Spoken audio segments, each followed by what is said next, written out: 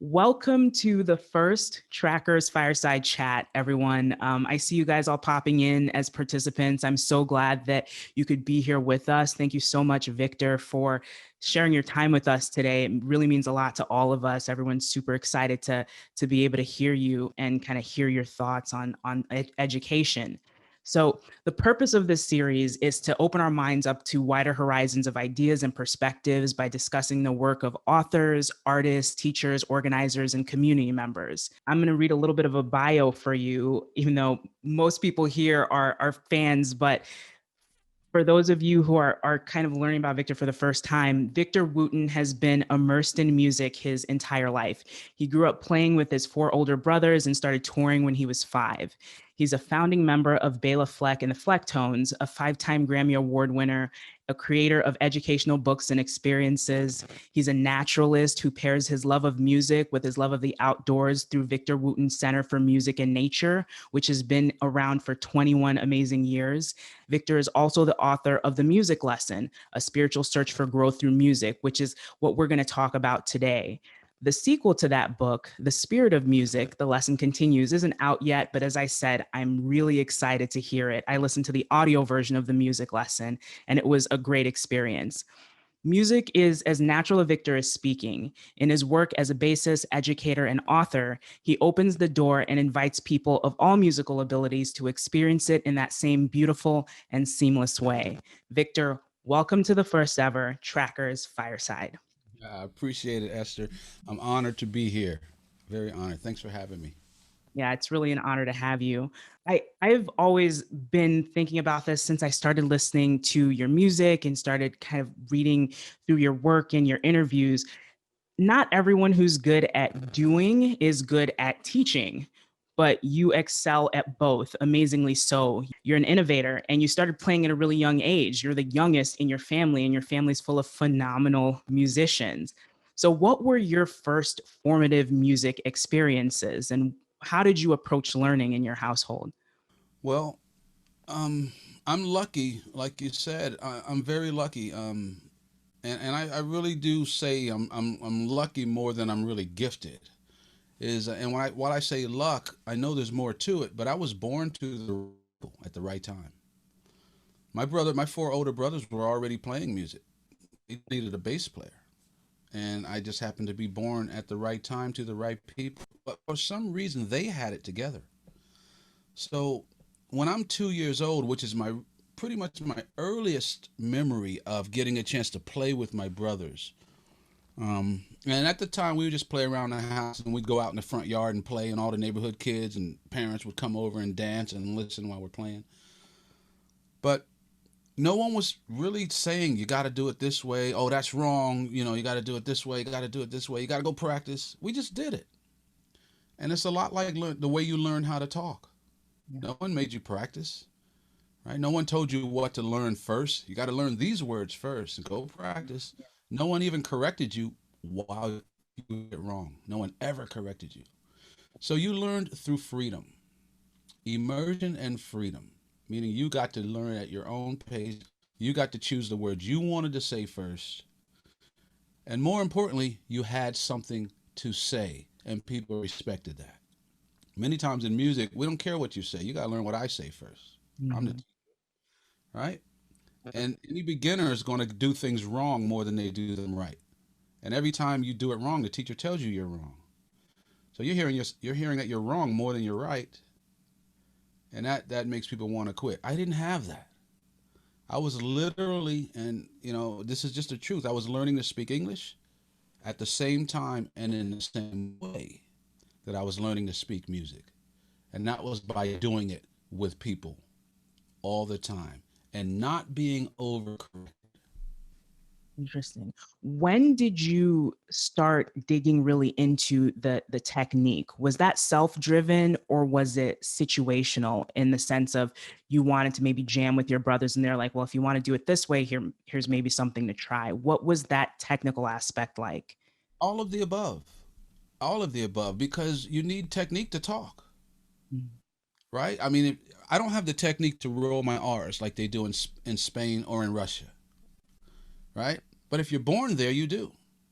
No one makes you practice it. You're just born with it. And if you don't do it right, people understand you anyway. So technique didn't really come until later.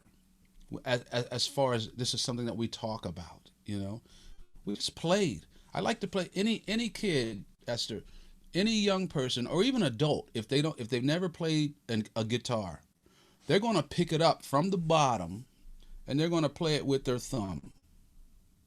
Every one of them. No one's going to pick it up and play with two fingers the way normal people or start slapping. They're just going to pluck it with their thumb. That's what every beginner does. I was a beginner. That's what I did. So my brother Reggie didn't say, no, that's wrong. Do it with two fingers. That's the way you play bass. No. He said, okay, you want to play with your thumb? You're going to be the best in the world with your thumb. That's Reggie's mentality. That's the way you play. That's the way you play. We're going to get really good at it. And now I'm known for my thumb playing, and I'm known for these new techniques, which just about all of them came from my brother Reggie. But he sits in the back, smiles, lets me get the credit. You know, just about everything I do comes from them. But here's the real key. I get the credit. I get a lot of credit. But think about this, Esther. If I'm 2 years old, right? And my oldest brother, Reggie's teaching me. He's also teaching 5-year-old Joseph how to play keys at the same time. So I'm 2, Joseph's 5. We're getting taught by Reggie, who's only 10. He's only 8 years older than me. How many 10-year-old boys, kids do you know who have the skill, the knowledge, and the patience, and the foresight Mhm. to teach their younger brothers rather than beat them up and, you know, no. He taught us and holds us on his shoulder so that we get the credit. Mhm. That's why I say I'm lucky. So Reggie sounds like he's just a natural born teacher. And in my experience, I've come across people who just have that gift of explaining things to you in such a way that you're like, ah, there's the light bulb. What are some of your favorite parts about Reggie's teaching style that you've integrated into your teaching style and passed along? Yeah, there's a bunch. I mean, we could do a few of these shows on that. But the main thing is that Reggie cares about his students. Mm, Reggie cares about his students more than he cares about his teaching. interesting. What does that mean? A lot of teachers will have their lessons planned, and that's what we're going to do that day. Reggie will probably have a lesson planned, but the student may change that, Mm, maybe willingly or not willingly. But the same way, I may have an idea of what we want to talk about tonight, but you may change that. And I need to be able to improvise enough to go in a different way than what was planned. Reggie's that kind of teacher. Reggie cares about his students. He'll even find out beforehand what his students are into. If a student's into skateboarding, then Reggie will go out and find out about skateboarding so he can talk to the student from the student's vantage point, not just what I know. Let me get into what you know. And sometimes Reggie won't ever get to the lesson he had planned that day, but the student is still learning because everything relates. So Reggie knows how to teach music through skateboarding, through whatever. wow. And so I've adapted Reggie's style, and my parents who just care about people. Mm, And I know a lot of teachers. I know a lot. Yeah, safe to say, who are so into what they teach that they neglect to realize that what they're teaching may not be for the student that day or mm, ever. But when wow. you really, really, honestly, truthfully care for your students as people, not because they know less, they may not know less, right? It's not about you're empty and I got to fill you up with stuff. No, you're bringing out what's already there, right? That's a Mm, good teacher. But when a teacher really cares about their students, the best way to teach that student will show up if you mm. really care, right? Life will make sure of it. And so sometimes you get ideas you know you didn't think of, they just appeared, and it's what the student needs. But if you really listen to the student like a child, like if you have a kid, your child will tell you what they need to learn.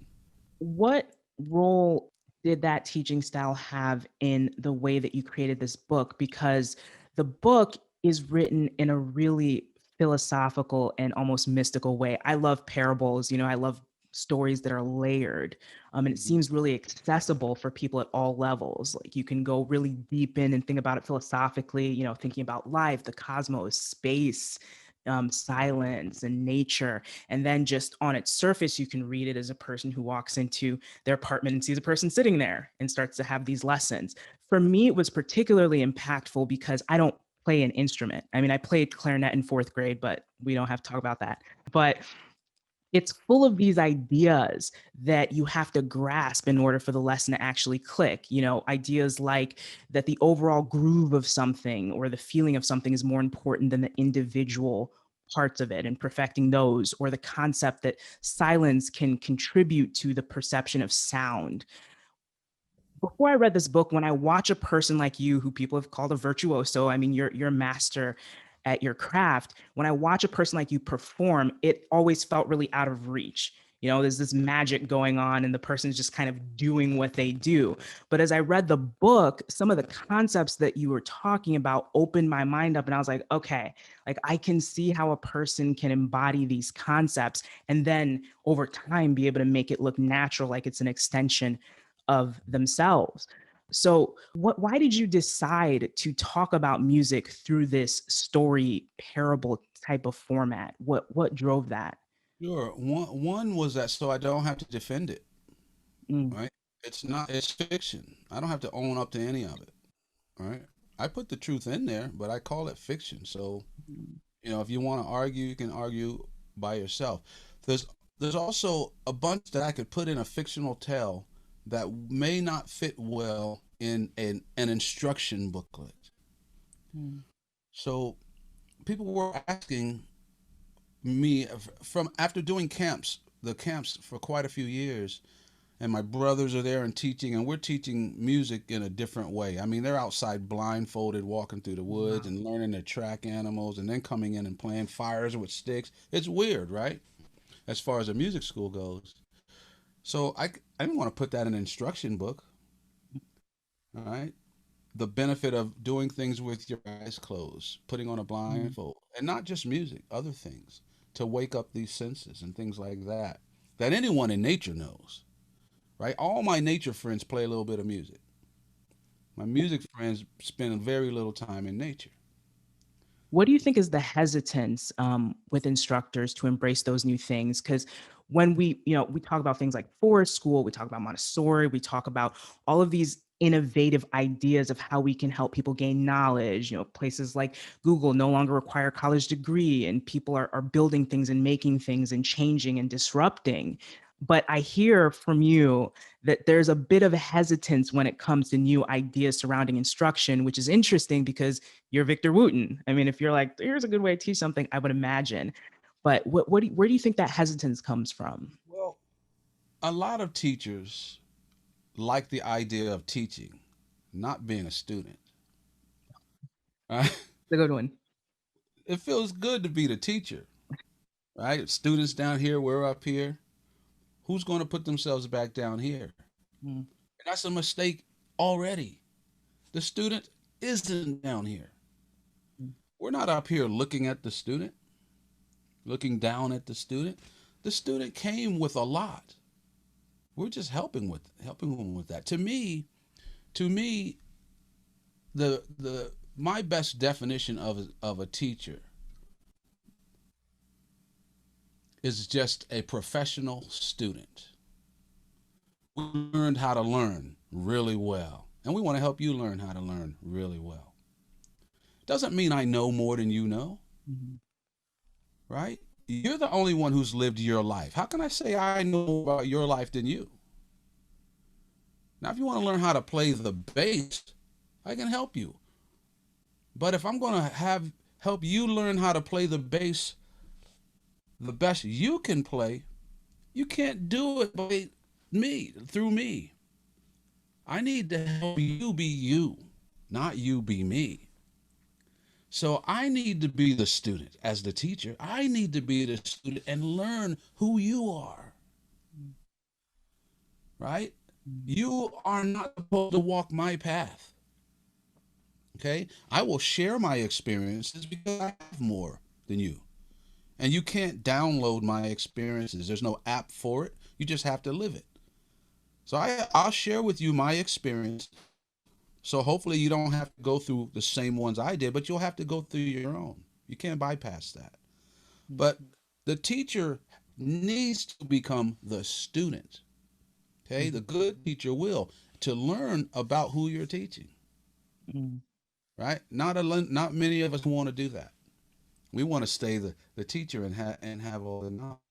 Right?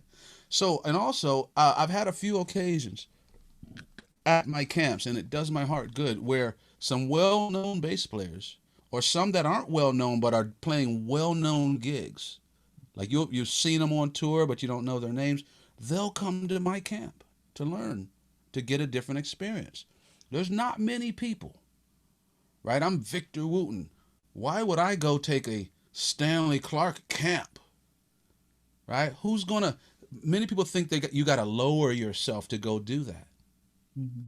but no. If you really want to learn, you're going to go anywhere where you can learn. And so I've had a few people come to my camps and do that. And I've been to a bunch of camps. I've been to a bunch of people's classes with my notepad, taking notes, raising my hand like a little student, asking questions because I want to learn. That's really interesting. You know, one of the themes in your book that I instantly picked up was what you're talking about, kind of the role of pride when it comes to learning, and how that relates to taking responsibility for one's own learning. The main character, the speaker whose name we find out later on in the book, due to pride or assumption, sometimes resists the lessons that are being offered to him. So, what are some ways that teachers and students can remain open to learning and its challenges, including those, internalized roadblocks? For one, have an honest desire to keep learning, right? Share what you know, but learn. One of my nature teachers, a guy named Richard Cleveland, who he was our first nature teacher at our camps. He has a thing that he says that I really, really like and live by. He just says, stop a couple times a day and just ask yourself, what am I missing? Stop whatever you're doing, wherever you are, what am I missing? And just look around, listen, look, smell, everything. And there's a whole lot to learn in that moment, right? So, and if I think about, I'm 56 years old, right? Humans have been around a whole lot longer than 56 years. Music has been around a whole lot longer than 56 years. So how can I say I'm even a master? How can I say I know everything about anything?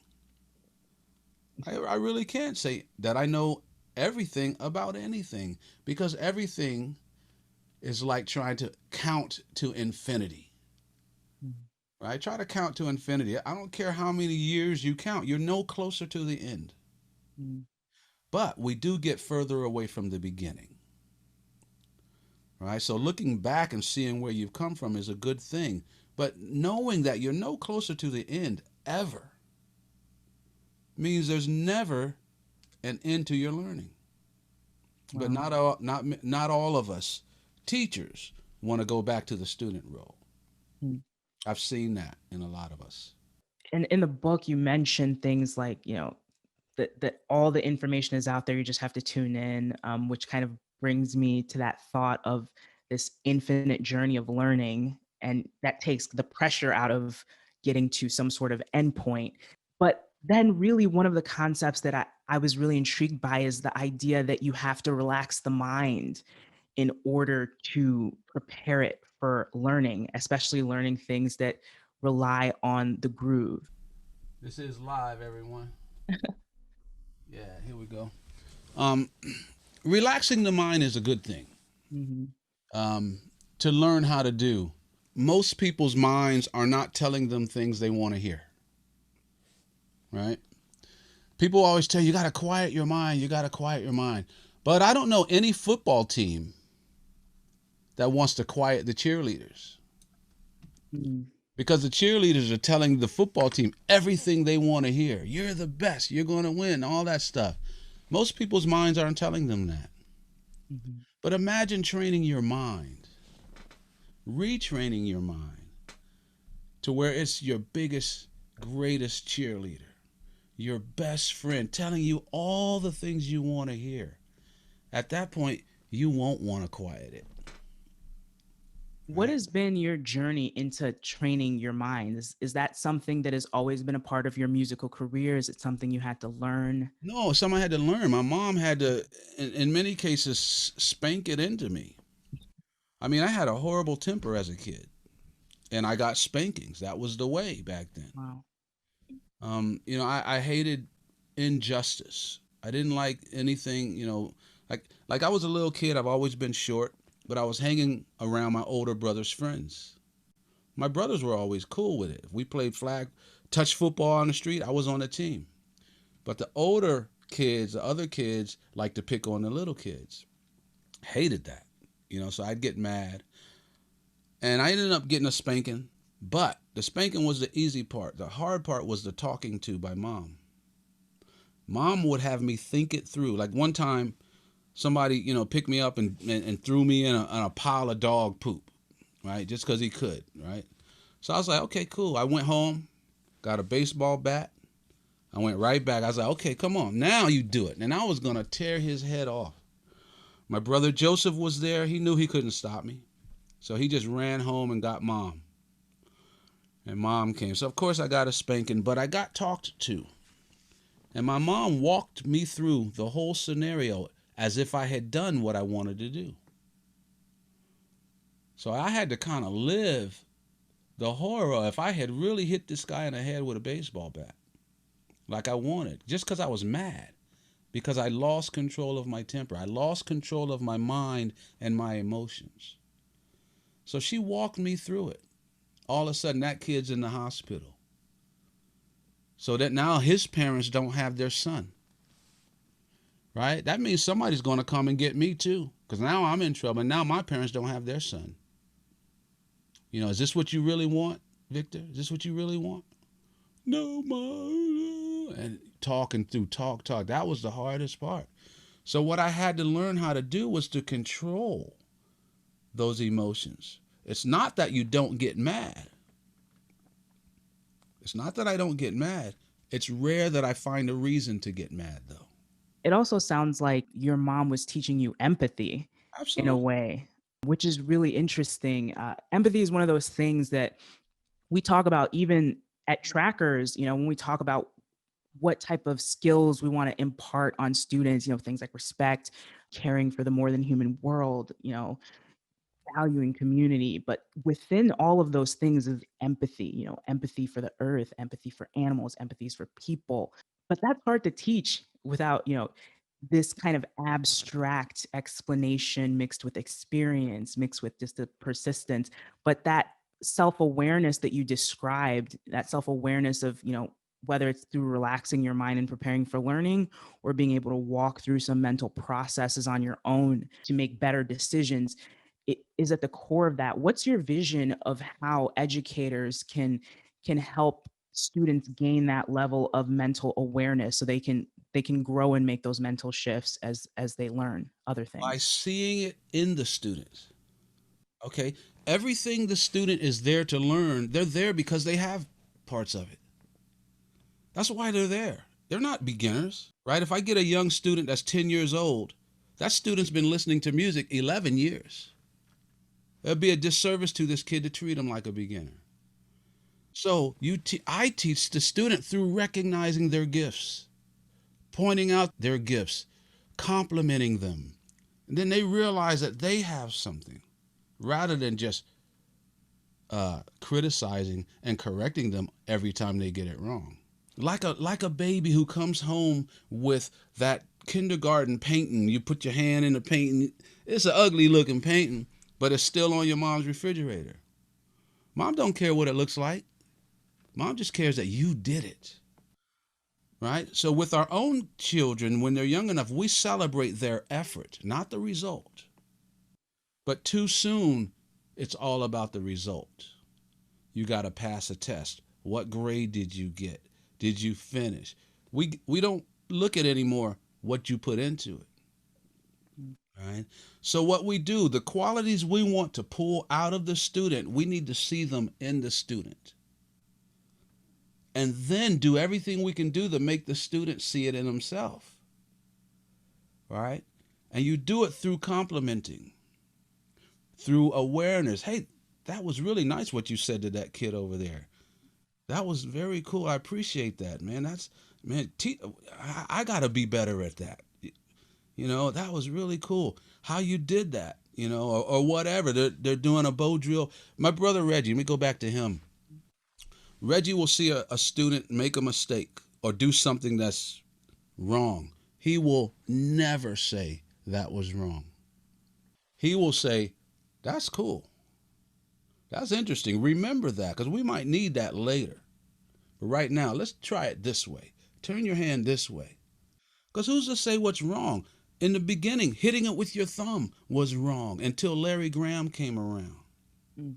with Sly and the Family Stone. And now everybody's learning it, right? They tell us don't bring your thumb over the top of the hand. But that's the way Chuck Rainey plays. He plays a low note with his thumb and high notes up here. All of a sudden, bass player's playing chords.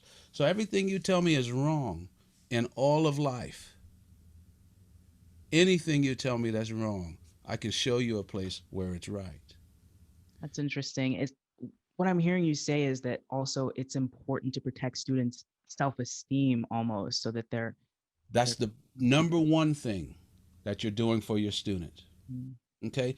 If your student develops who they are and learns who they are, they won't need you as much, right? And that's what Michael in my book is bringing out of Victor by asking him questions in the book. Asking questions. mhm, Because when you ask questions, the student has to come up with the answer mhm, rather than you just answering their question. This is something I learned at Tom Brown's tracker school in New Jersey, what they call coyote teaching, the mhm, trickster, where someone asks you a question, you ask a question back. mhm. And by the time they get the answer, they've gotten more answers than they thought they were asking. Yeah. Yeah, let's talk about Tom Brown and tracking and your connection with nature for a second. For the people listening who aren't sure who that is, can you just explain how that connection was made and what made you decide to dive into learning about nature and tracking? Well, my uncle told my older brother Reggie about a book called The Tracker, about this little boy who learned from this Native American man, a man named Stalking Wolf. I think maybe an Apache elder or something like that. But this little kid was learning how to look at the ground and read the ground and tell who walked by and what animals walked by and what way their head was turned, and could listen to the birds and not only know what kind of bird it was, but what's the bird saying. Could rub sticks together and make fire and inner vision and this kind of stuff. And Reggie thought, man, Victor would like this book. So Reggie turned me onto the book, and I read a few chapters. And I was like, whoa, if this dude Tom Brown is real, I gotta find him. And this is before the internet, and all we had was phone books back then. So I had to track down Tom, and I found him in New Jersey, and found out he taught school. Like he had a school where you can go and learn this stuff. And I'm like, well, I'm there. I gotta figure out a way to do this. And then when I finished the book, I realized all Tom's info was in the back of the book. Right? I just couldn't wait until I got there. Well, to speed that story up, in October of 1991, I went and took a standard class, and my life changed right then. I'm sitting there listening to this man talk, and I'm in my head, I'm saying, this he's teaching music. He may not call it that, but this is music. And Why did you say that? excuse me? What made you say that he's teaching Because it music? was. I mean, it was. But more important that it was music. This was the way music should be taught, Mm, right? We teach music. We tell you to go. Here's your lessons. Go sit in the room. We call it the woodshed because it sounds cool. Go sit in this room for 8 hours or whatever. The more, the better, and practice. You don't become natural at anything by locking yourself in a room, right? Music's not supposed to be stuck in by yourself in a room.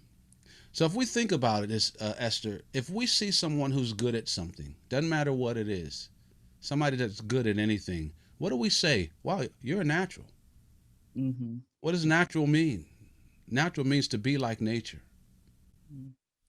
right? A squirrel just knows how to build a nest. They don't have to go practice, right? A beaver's born with the knowledge of how to build a dam, chew down a tree, right? You go out and try to build a bird's nest with your mouth, right? They just know this stuff. It's natural. Well, if we're supposedly at the top of the food chain, what's natural to us? And there are some things that are natural to us, but many of them get taught out of us, Mm. right? We learn to talk in a natural way. A baby's ears can hear all of these sounds that we lose as we grow up. Really natural. We have this ability. And so this man was bringing back our naturalness. And I was like, this is music. This is the way music should be taught. And so, and I was hooked. I went to classes, at least one every year, sometimes multiple, but I was touring all the time also at the same time. My standard class, I had to leave Friday night, go into New York, play a gig, and come back after midnight. Um, so it wasn't easy for me to take classes because I was touring heavily, but I still took at least one a year for 10 years. Um, Wow. my last class may have been 2001. Mm. But I was so hooked that I was everywhere I went, I was just doing tracker stuff, Mm. visiting people. I had friends around the world now that had been to tracker schools. But more so, I was taking Tom Brown's exercises and turning them into musical exercises, Mm. and they worked.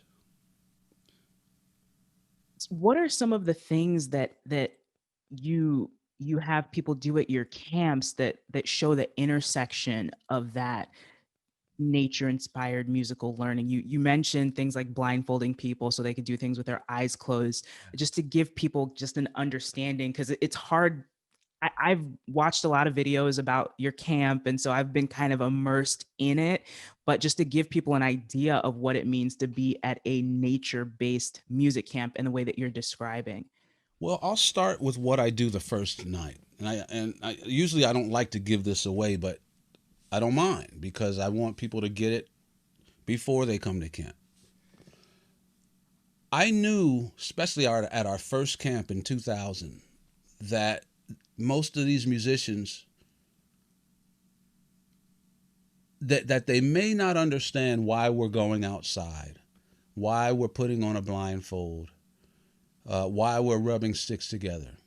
So here's what I do the first night of a camp.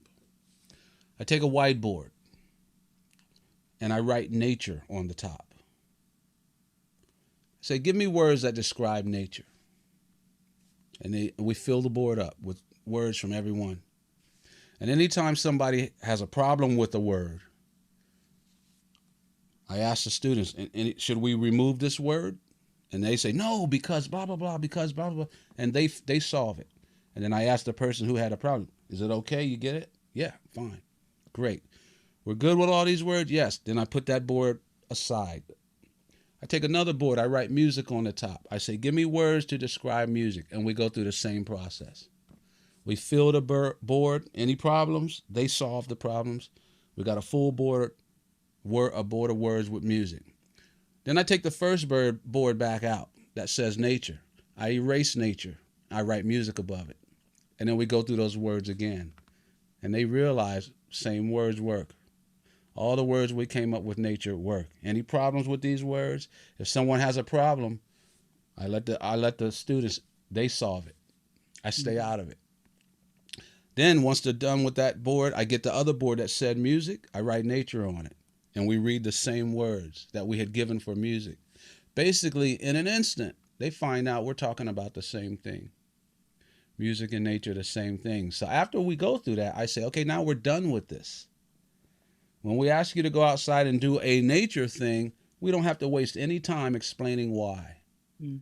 Because now you already told me. I didn't tell you. You told me that they're the same thing. And then we're done with it. But what ends up happening, they're also more willing at that point because they've made that connection. But if once you make your first bow drill fire, and I'm sure a lot of people out there have done it, the feeling that you get after that work, I've made a coal and sweated on it and put the coal out. But the feeling that you get blowing that coal in the flame, we've had quite a few people, I have some famous bass players burn their hand because they didn't want to drop it. Mm. I have one guy that comes to mind. He's a teacher at Berkeley College of Music. He's holding his fire, screaming, "Ah, ah!" It's like primal. I'm like, Danny, you got to drop it. Drop it, Danny. Ah. Next thing I see Danny with ice on his hand, right?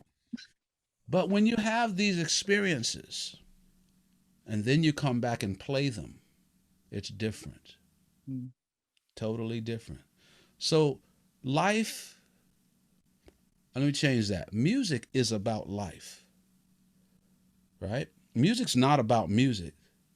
Right? I don't sing a song that goes, the one chord goes to the four chord, then we go to the five. That's not a song. A song's about what happened in life. Mm. If you have no life, you have no song. Mm. So instead of just playing music all day, and we live at the camp 24 hours a day, so you have to get your instrument out of your hands. So I say, let's do some other things that I think are good for you. So we do yoga one morning, Tai Chi another morning. We do all sorts of fun stuff. But then we bring these experiences back to music.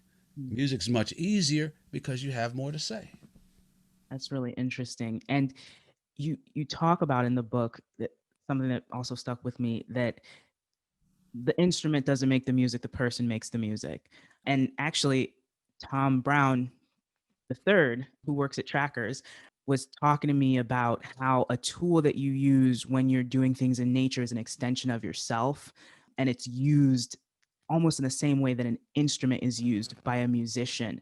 So it's really interesting to hear you talk about how even just removing the actual tool itself will make you better understand Sure. how you can utilize it as an extension of what you're Absolutely. trying to do. When you talk, you're using an instrument, Hmm. but you don't say that your mouth is doing the talking. I don't come to listen to your mouth, right? The mouth is just a tool that we speak through, right? If you sing or if you talk, I'm listening to you, not your mouth. You don't even think about your mouth at all unless there's a problem. Then we have to think about it. And once there's a problem, we have to think about the instrument. It's harder to talk. So the people who play like this have a harder time than the people whose instrument has disappeared and their attention's out here. Mm-hmm. That's why singers and dancers are so natural at it because they've been using their instrument their whole lives. All right. Interesting. But for us, we think the instrument is what's musical. Mm-hmm. And it's not. If you sit any instrument down, they all sound the same. All right. Quiet. Yeah. Yeah. They don't make a sound. But it's the tool that allows me to show how musical I am. I Mm-hmm. am musical, but the way for you to see it is through a bass guitar. That's the best way for me to show you my musicality. I'm much more musical without it. If I don't touch the bass, what's going through my head, what I feel in my heart, much better than what you get to hear. Yeah, Once I that get is. it, once I pick up the bass, I have to describe what I feel. Isn't it hard to find the right words sometimes when you really feel something? The words don't capture it. The instrument's the same. When I'm feeling music deeply, it's hard to really get it to come out. Mhm. It's not the same, but it's a Mhm. close representation. But many people are playing the instrument where the greats are playing music. Mm. It sounds like you're describing as well, what some people call being in the pocket, flow, being in the zone, things like that. Sure. Are is that concept, which when I think about it, from reading your book to thinking about things like meditation to thinking about athletes and musicians and people who climb mountains with no ropes, they're in a zone where they're one with the action and they're just doing. Right. Uh, how do you approach helping people understand how to get in that space of like no inhibition and not overthinking?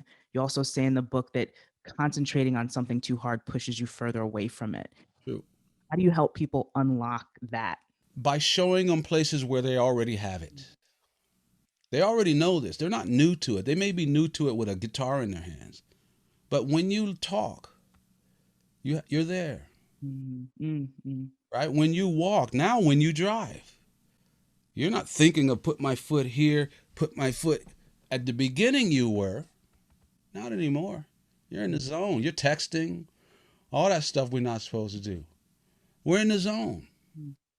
right? In many cases, you get to the place and you don't even remember like taking the whole journey, right? So you point out places where they've already done it, right? And in many cases, because I know that we all learned to talk, I relate music to a language so that it's something familiar.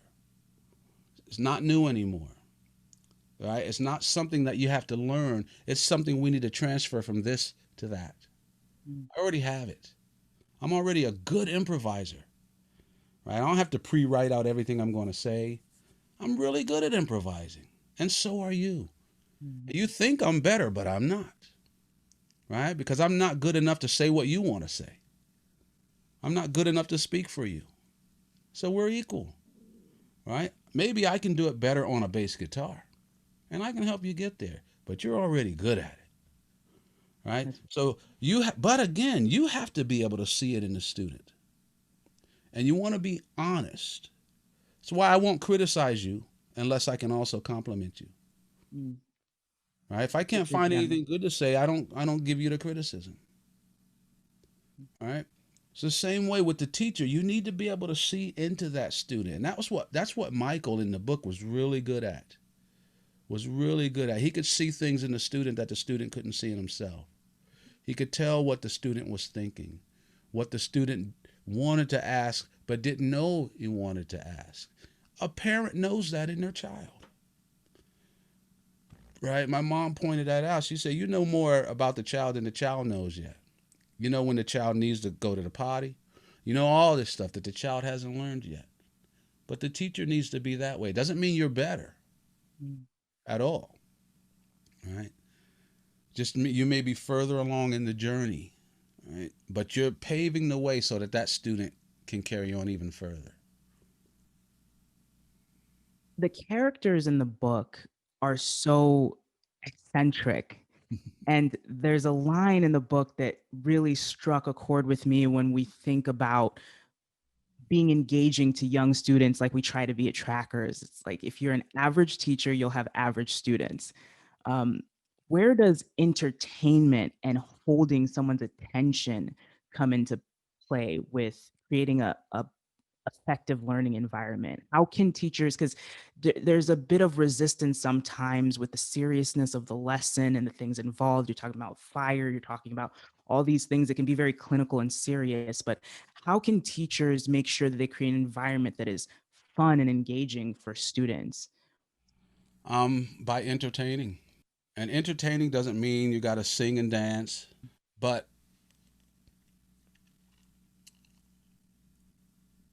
when I play a concert, of course I want people to hear good music.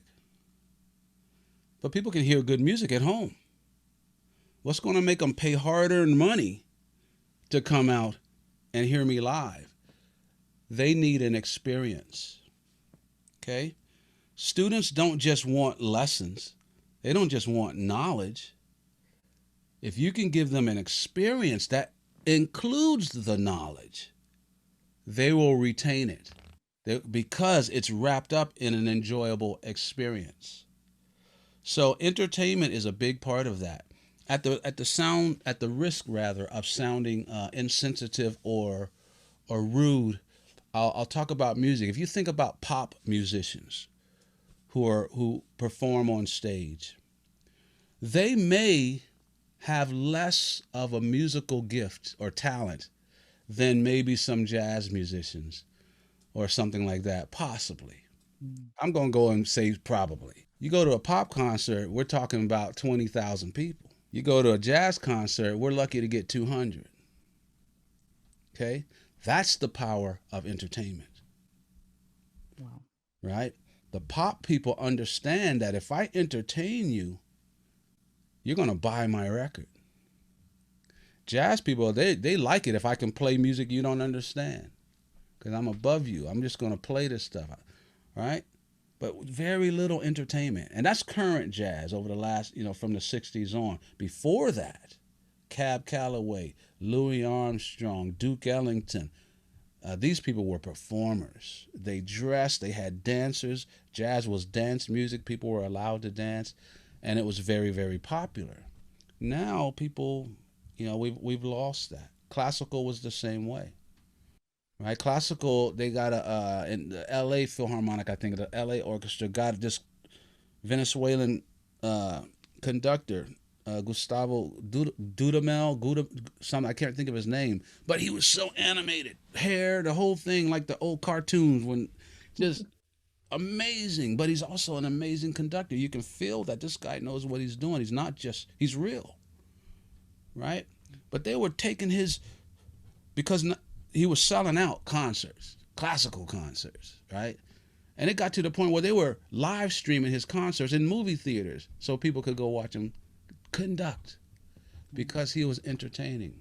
Mm.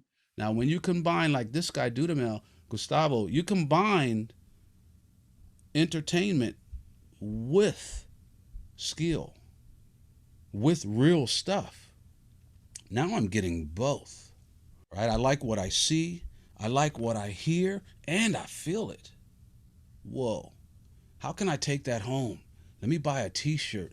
Let me buy a Tom. I got Tom Brown tracker hats. I still got the tracker knife or whatever. I got so much tracker stuff. He's hooked me in so much, but my life is better because of it, and so is a lot of people's. Yeah. As a person who's spent a lot of time seeking and practicing nature skills and looking for nature-based education, what gaps did you find, and what's your hope for how nature-based education can evolve into the future? Well, um, I hope I don't offend anybody saying this, but in the 10 years I went to tracker school, I saw one other black person. Mm, Very few, if any, Native Americans, and we're learning and teaching their skills. mm, Can't really say their skills, but that's where Tom got it from, was another Native American, right? Of course, all of our ancestors had to have this skill. A whole another story I tell you one time, sometime is when I, after my first tracker class, my mom wanted me to come to her house in Virginia, so I went to her house. The short story is I had a little cough because this was my first time sleeping outside, so I got a mhm. little cold, and she said, "Oh, you got a cough." She went outside and pulled a limb off of a pine tree and threw it in a pot and started making tea. Light bulb went off in my head, and I just paid $750 to find out that pine needles have 5 times the amount of vitamin C as orange juice, my favorite drink. Pine needles, and my mom knew it. Wow. And I was like, okay, so I started questioning my mom. What kind of tree is that? Oh, that's an oak tree. What is that? That's a dog track. And then it went, well, of course, they grew up poor. They had to know this stuff. All of our ancestors had to know this stuff for us to still be here. But for whatever reason, maybe people of color think it's a backward step to go back to the woods where we came from. I think a lot of us are still wanting a two-car garage, a nice house, and two cars. We're still playing catch up to Europeans, maybe. Okay, and I hope I'm not offending anybody, but this is what I think. It's a theory that maybe we're playing catch up, right? Now, as I started taking classes from other teachers, I ended up seeing two more black people. And I went, whoa, this is sad. This is sad, you Mm, know. There's something that society is squeezing out of us. The love for what is real. mhm, We're chasing a dream that has some reality to it, but like a bird's not singing to win a Grammy. mm, A bird sing maybe just because the sun came up, right? And and here I am. I got to get awards. I got to wow. So that was one of the things that this whole natural world uh, woke up in me is my nature. What is my nature? Who am I? Mhm. And more than that, now it's led me to wanting to help other people find themselves, Mhm. find in themselves, because it's sad to me that so many of us aren't happy with ourselves, don't love ourselves. And I see so many people right now in this pandemic time struggling because we can't get out and do what we do. I can't go out and play concerts. That's what I do. And it's because I can't do it. Now I'm left with who I am. And people haven't had to deal with who they are. There are couples that are either coming together or splitting apart because they have to deal with what's real, Mhm. you know? And I'm fortunate that my parents growing up, and my brothers too, because they were like four extra parents to me, they made sure it started with knowing who you are. And if there's something you don't like in yourself, let's deal with it. Because everywhere you go, there you are. Right? Every problem you notice in the world, the common denominator, the link to every problem in your life is you. There ain't a Mhm. problem until you're there. So maybe you are the problem. So instead of healing the world, why don't we heal ourselves? Mhm. Is that possible? Right? And my parents, even though they didn't say it in those words, that was their thing. Is you deal with who you are. And then when you recognize your greatness and amplify that, and then you bring that to what you do, where a lot of people do it in reverse. They think they're great based on what they do. Where with my family, it was the opposite way around. And a lot of people judge their greatness by what other people think, or their success, I should say, by what other people think. And my mom would tell us. I can remember my mom telling us five boys, "You boys are already successful. The rest of the world just doesn't know it yet." Right? And that was a powerful statement. There's a lot in that statement. But it let us know we didn't need your thoughts for us to be great. Yeah, that is fascinating, and it really actually has prompted me because first of all, I'd like to take some time to thank everyone who is with us right now watching. It really means a lot that you guys have showed up to hear this. This is a listening and learning space, and the reason why we're doing this is because we want to relax and open our minds to new concepts and ideas so that we can know what it means to be truly helpful to our students, to our communities, and to the world as we move forward as trackers. So I've got two audience questions, and one in particular struck me based on what you're saying. Someone said, "We have a student here who plays stand-up bass, composes, and records, but cannot sight read. Is it important to read music, or is that antiquated?" Is it important to read English? Depends. You can take any musical question, turn it into a language question, and the answer is easy, Mm. right? Being able to read doesn't make you smarter. It gives you the opportunity to be smarter. Not being able to read doesn't make you dumb. My granddad couldn't read, smartest man my mom said she ever knew. Right? If you have to go through life and you can't read, you have to be smart.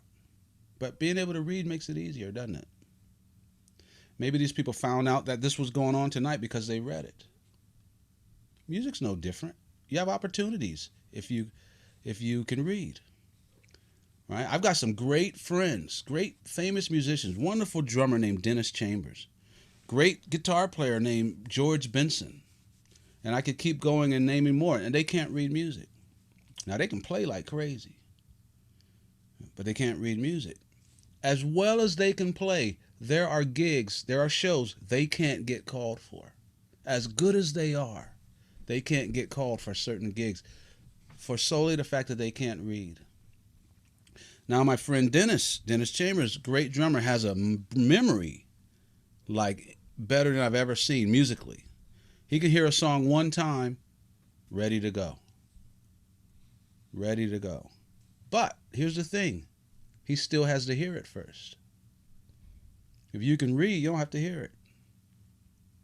Mm. The main thing is learn to read. Reading music is easy. Okay? It's easy. I'm say it again. Reading music is easy.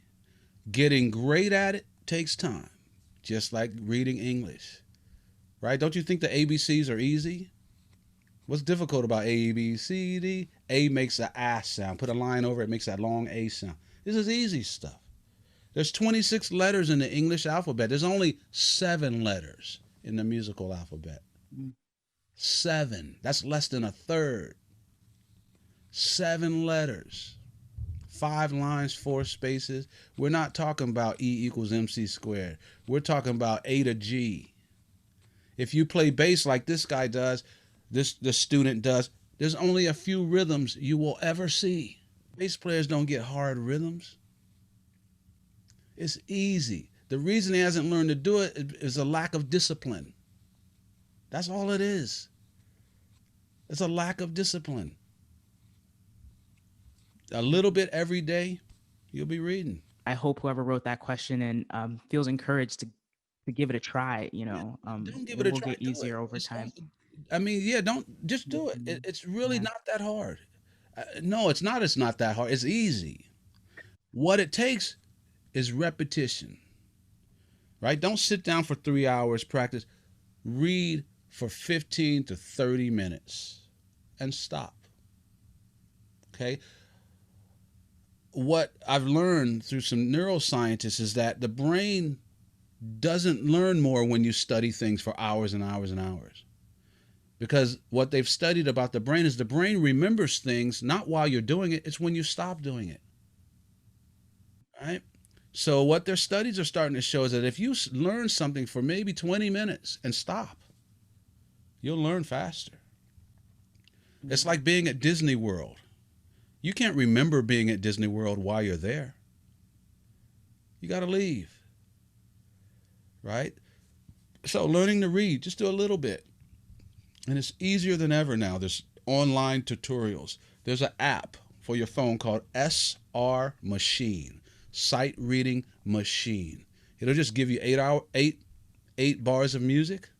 Pick the key, pick the instrument, pick the clef, pick the tempo, and read with the machine. Just do a few of those, a little every day, 3 times a day. What it takes is repetition.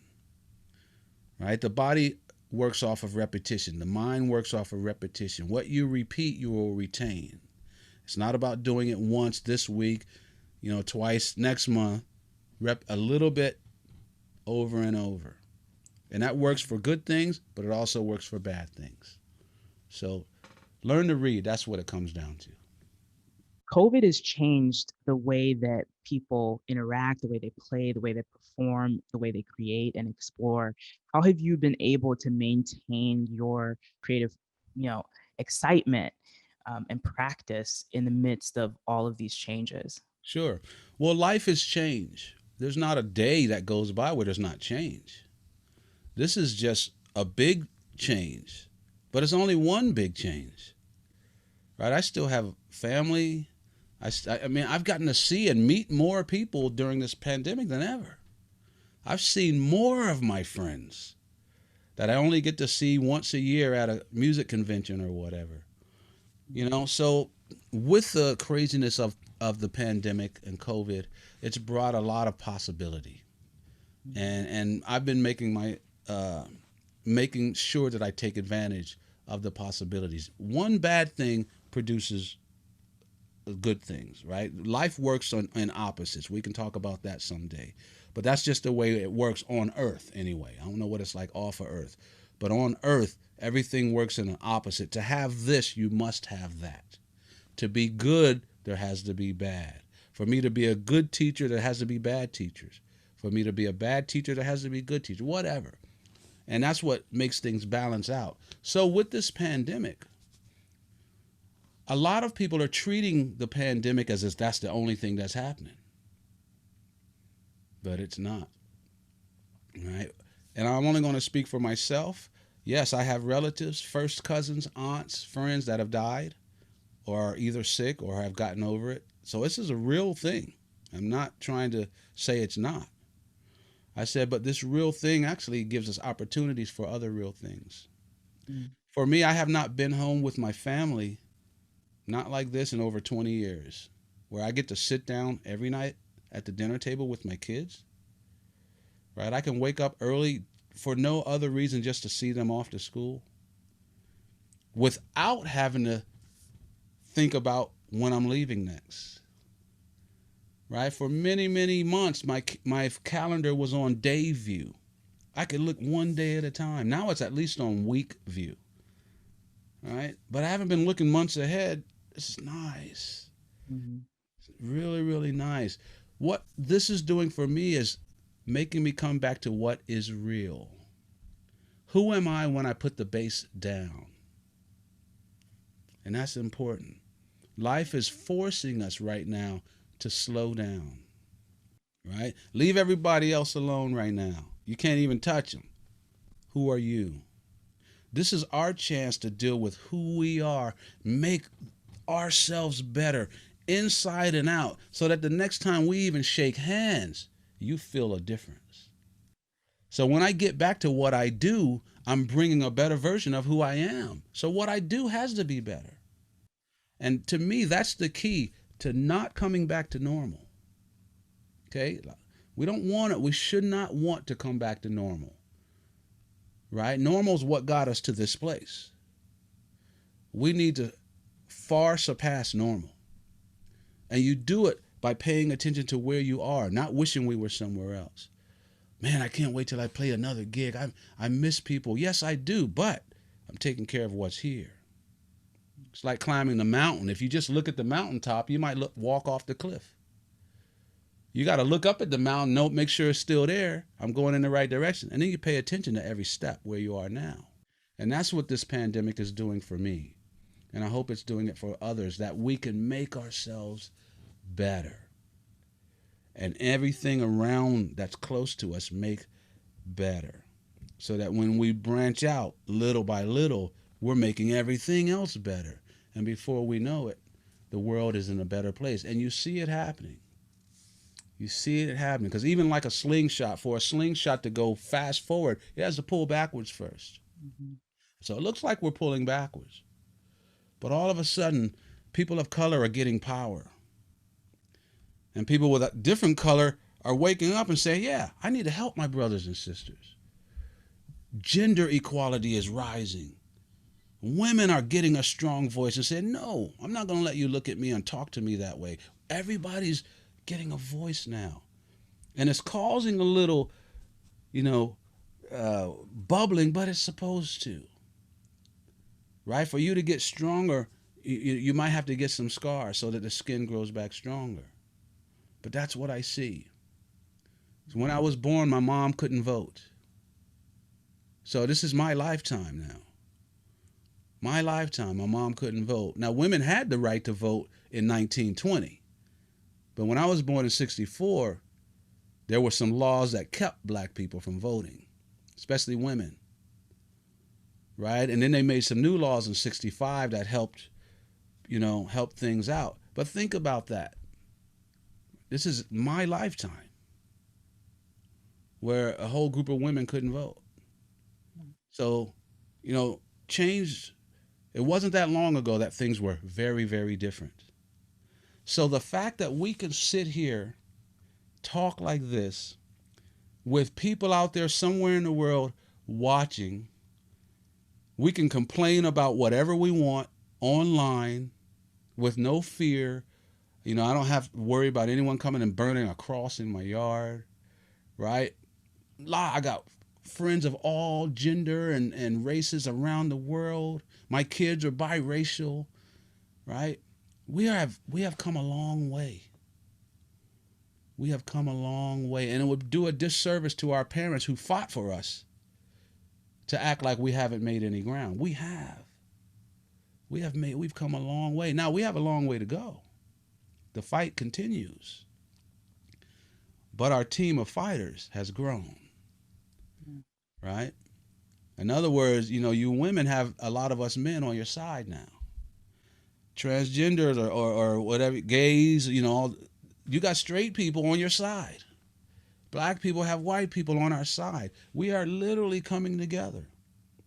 And now the water has been stirred so we can see that there's still dirt in it. And we need to see it. Show me. We need to see it. I'm happy that we're seeing it so that we know, oh, we got to look in that direction too. Right? So I'm happy. I'm a really happy man. I'm not sad that my friends and relatives and people are dying. But if my parents were here, and I know this makes people mad if I say it, but I'm going to say it anyway. If my parents were alive, they would say, wait a minute, all you got to do is stay home. And if you go out, put on a mask. And you too stubborn to do that. My mom would say, let me tell you something, child. Let me tell you how it was in my day, right? But we can complain about it on the internet and then watch Netflix eating too much food and talk about our problems. Now, in our lives, this is the biggest, worst thing that happened, like maybe next to 9/11. But it ain't the worst thing that's happened in human existence. Right? My dad fought in the Korean War. Right? He was fighting against this country and then coming home and fighting against the country he lived in. Mm. Right? I don't have that. Things are better. And we're going to do everything we can to make them better. But the best part of it all is I see a lot of us working together to do it. The people who are opposing us is the small number.